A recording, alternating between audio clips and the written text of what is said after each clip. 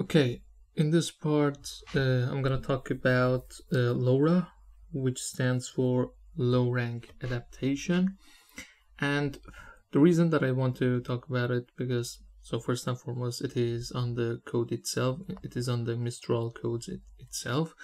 And the other one is when you want to do kind of fine tuning for Mistral, it is very useful, and we can do this fine tuning with LoRA capability. But first of all, what this LoRA is, stands for, as I said, low rank adaptation. And what it does technically is, just imagine, we know that all layers, they are kind of matrices, a learnable matrix.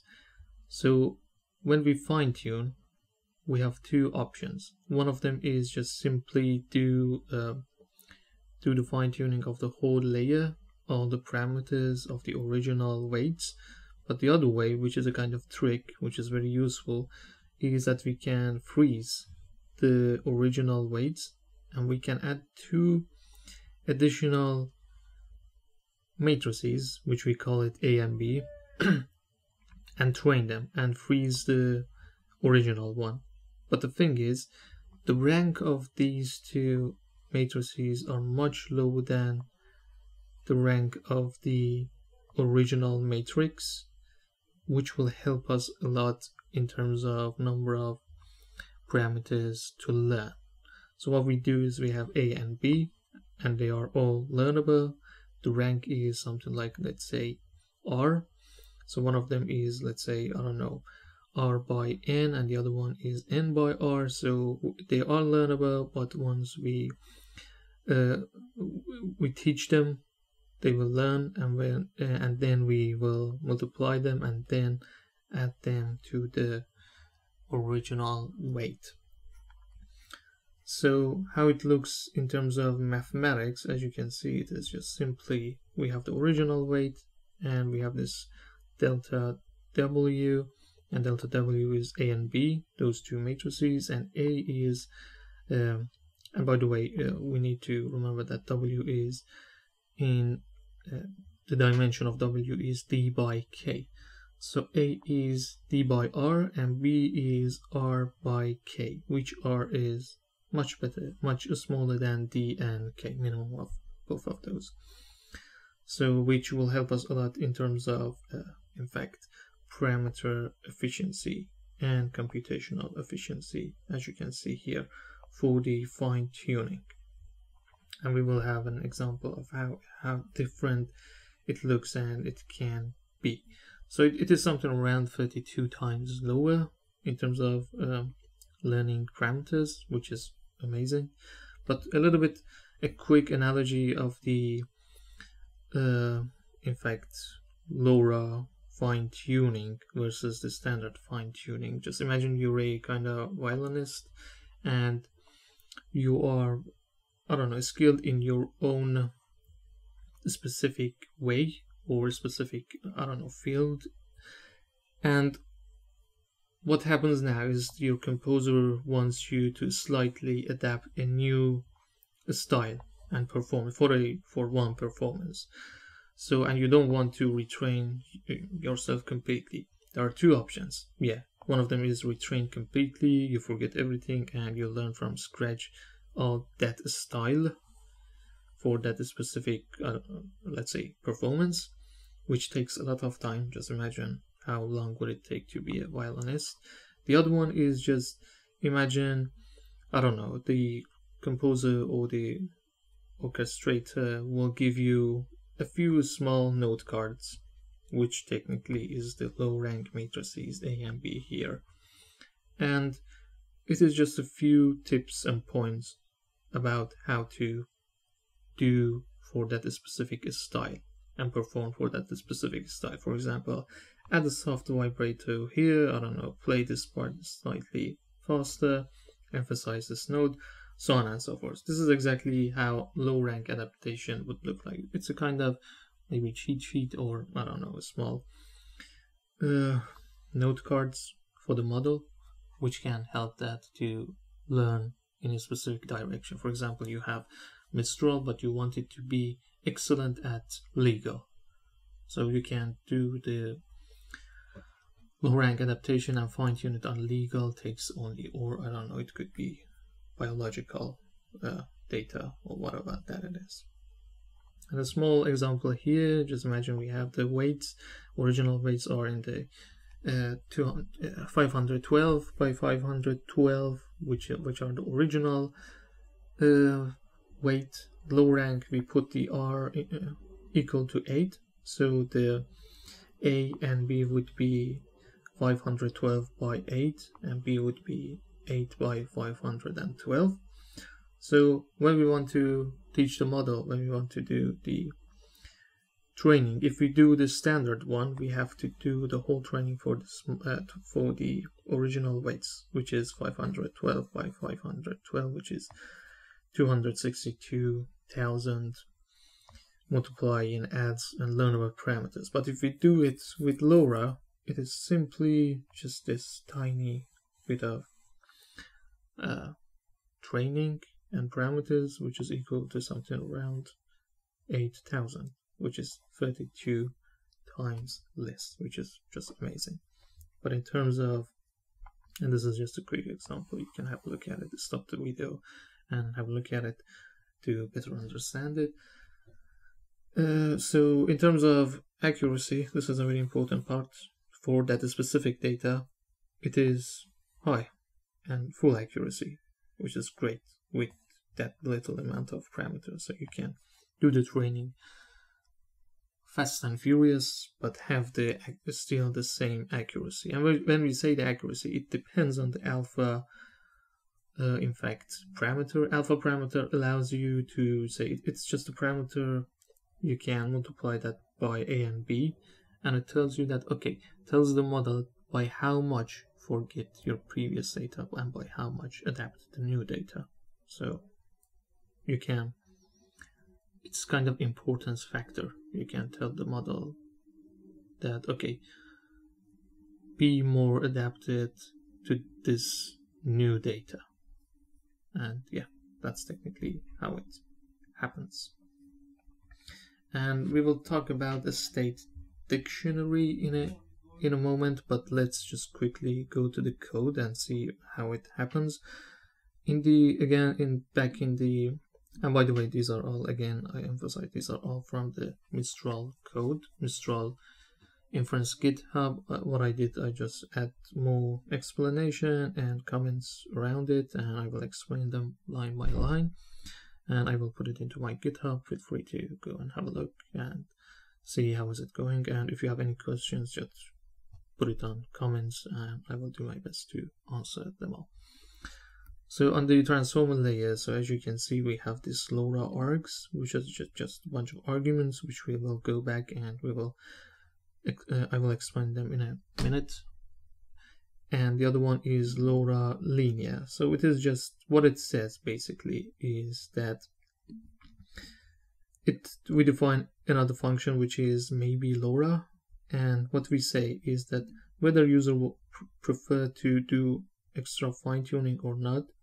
So they can say, okay, I want to have this LoRa from maybe LoRa, or no, just simply return a simple linear layer. So what it does is for all, literally for all linear layers in Mistral, you can have this. You can choose to have it in a fine-tuning manner or just as it is. For example, if I just click on this, maybe LoRa, so as you can see, we have it for all here in this attention part. We have it for all these linear layers in Q, query, and value and output. So you can retrain and fine-tune them, or even in the feed-forward layer, as you can see, we can define them as maybe LoRa.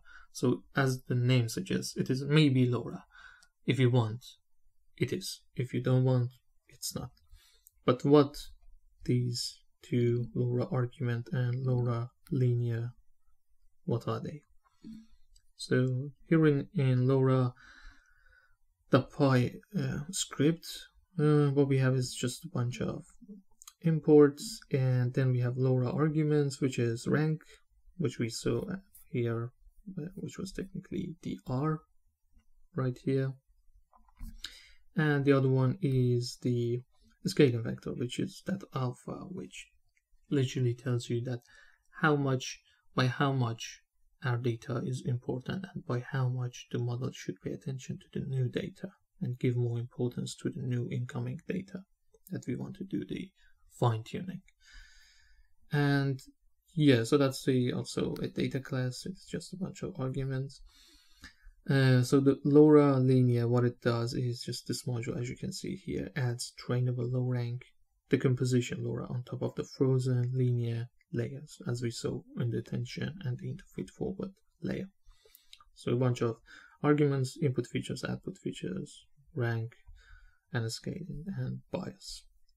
We initialize them, we add them as self, and then what it does is literally we define that A and B matrices, which we had it here with the rank that we defined, and we can simply add them to the model. So for this part, which is, I would say, in this file, in this script, these lines are maybe the most important one, these 2 or 3, which, as you can see, it is just a post hook for getting some of the or let's say dealing about missing LoRa weights, and we will see, just bear with me, we will see what this means and why we should kind of handle this error.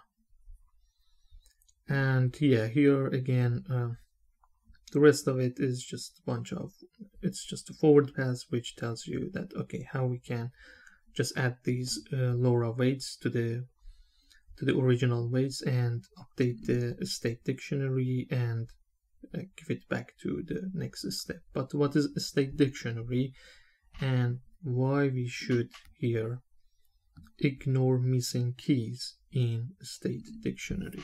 So for those who don't know what a state dictionary is, so a state dictionary, so when we train a model, we can save the weights, and these are all in a file. It's a simple file, it's kind of dictionary which literally tells you that, okay, this is the, for example, the key, it is a key and values, and the keys are technically the layer names and values are the tensors, or those matrices which they've been trained.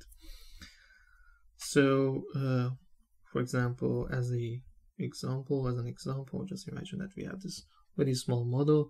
We have one linear ReLU and another linear layer, and model.state dictionary would be just 0.weight, 0.bias, 2.weight, 2.bias. Why we don't have 1? Because 1 is ReLU, and ReLU doesn't have any learnable parameter. So these are all the parameters that we have for that specific model, or for the case of, for a more complex case, an attention, let's say simple attention layer. So as you can see, we have Q project, K project, and V project projections. This is technically how the keys for the weights they look like, which we can use them in order to fine-tune the model. And what exactly happens in that part of the code that I mentioned? So this was just explanation about the state dict, but we had a part here back in the code, original Mistral code, that says ignore missing keys. Why we should have missing keys and why we should ignore them. It seems like a little bit funny that why we should ignore them. So the thing is,